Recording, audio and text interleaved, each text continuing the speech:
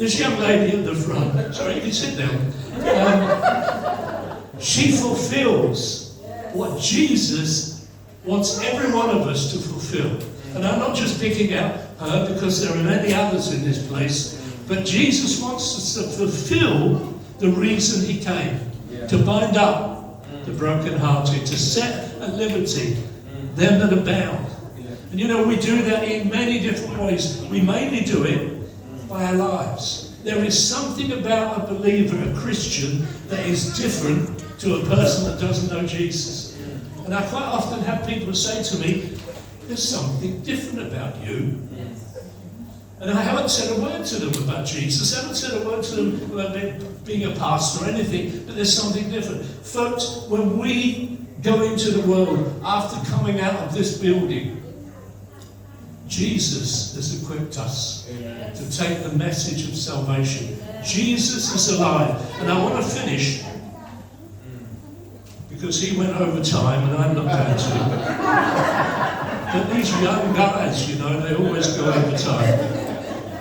He says this, I am with you always. How long is he with us? Always. You know, when I got married to my wife, we became one. But she's not always with me. She would have been with me tonight, but my daughter had this accident. But she's not always with me, but we're still one. The one thing about Jesus is, we've been married to him, the church, and he's with us always. When you go shopping, he's with you. When you're driving in your car, even if you break the speed limit, he's with you.